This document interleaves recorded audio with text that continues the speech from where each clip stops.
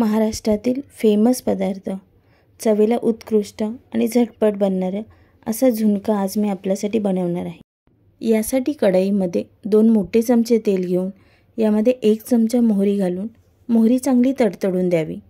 त्यानंतर यामध्ये 1 चमचा जिरे घालून ते जिरेही व्यवस्थित फुलून द्यावे।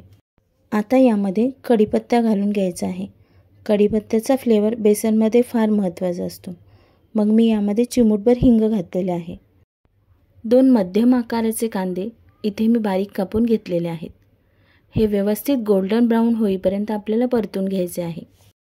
कांदा थोडासा फ्राय झाल्यावर यामध्ये मी लसणाच्या 4 ते 5 पाकळ्या टाकून घेतलेल्या आहेत। त्यालाही आपण तेलामध्ये व्यवस्थित फ्राय करून घेऊया। आता यामध्ये मी 4 ते 5 मिरच्या बारीक कापून टाकलेल्या आहेत। इथे तुम्ही मिरचीचा ठेचाही वापरू शकता। मिरचीचे प्रमाण कमी जास्तही करू शकता। कांदा गोल्डन ब्राउन होईपर्यंत आपण बेसनचं बॅटर बनवून घेऊया।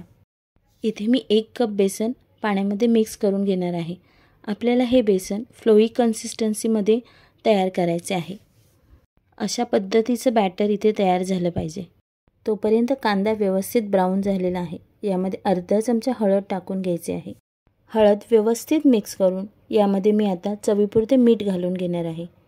हे पुन्हा व्यवस्थित मिक्स करून यामध्ये आपण मगाशी जे बॅटर बनवलेले आहे हे टाकून घ्यायचे आहे। आता आपल्याला हे सगळे पदार्थ व्यवस्थित हलवून मिक्स करून घ्यायचे आहेत।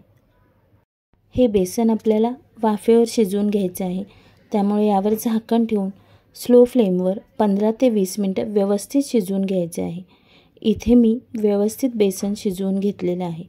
सर्वात शेवटी यावर बारीक कापलेली भरपूर कोथिंबीर घालायची आणि आपले बेसन तयार झालेले आहे। आता हे झणझणीत बेसन मी सर्व करून घेते।